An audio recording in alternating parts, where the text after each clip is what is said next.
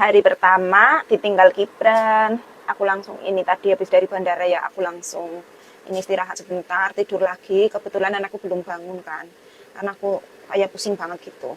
Terus ya habis itu bersih-bersih lah, menyibukkan diri lur, daripada keinget terus, langsa terus. Nanti kalau udah keluar air mata akunya pusing gitu.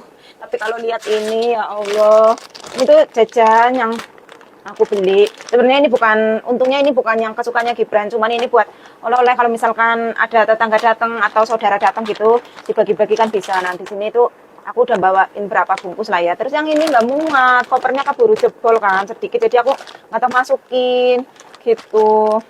Ya kayak gini Nur, dari satu setelah ini aja aku tuh suaranya masih kayak terbata-bata. Walaupun aku tersenyum ya Nur, tapi hatiku ya masih kayak nerangsa biasa.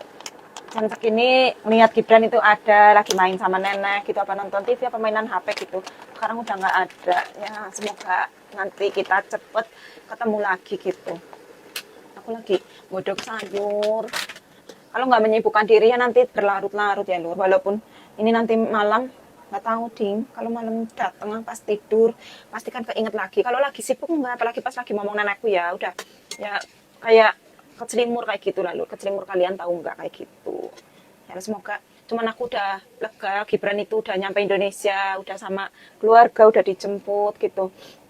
Jadi aku udah lega, anaknya untungnya itu nggak nangis. Nggak tahu nanti kalau udah nyampe rumah, Gibran itu anaknya ya kalau misalkan dia habis apa ya, itu pokoknya misal ketemu siapa terus, nah itu masih masih masih kangen sama orang itu yang ditemuin gitu. Atau misal kayak misal utinya kan kadang biasanya itu pergi siaro-siaro itu yang ke makam-makam gitu ya. Nanti giliran malamnya itu biasanya nangis, mingsek-mingsek di kamar sendiri. Ntar kalau ditanya, kenapa kangen Uti kayak gitu. Gibran itu anaknya kayak gitu. Emang pas lagi siang rame, terus ada orang kayak gitu, kayak tegar banget gitu. Tapi kalau malam, biasanya Gibran itu kayak gitu, apa, langsa, terus nangis, mingsek-mingsek, umpetan di bantal gitu pas lagi tidur.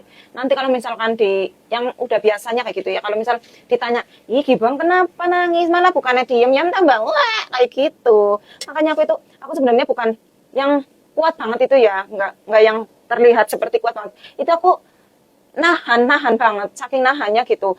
Aku ya sebenarnya nyesek banget dari kemarin-kemarin, apalagi di bandara. Cuman kuat-kuatin karena aku itu nggak mau. Gibran kan pulang sendiri ya terbangnya. Nah aku tuh nggak mau dia pas di pesawat ya masih sedih, masih ngelihat emaknya sedih gitu kan, dia pasti kalau misalkan lihat aku nangis, udah aku tahu lah pokoknya pasti dia bakalan ikut nangis, ikut sedih. Nah dia kan masuk, kalau udah masuk ke imigrasi Hong Kong sampai ke pesawat kan dia sendiri. Nah aku itu yang terkhawatirkan di situ itu pas lagi udah tak lepas gitu, dia itu masih sedih, masih nangis. Kan nanti pramugarinya bingung ya kalau dianya nangis, makanya aku kuat-kuatin, nggak terlihat sedih, biasa saja main apa kayak gitu.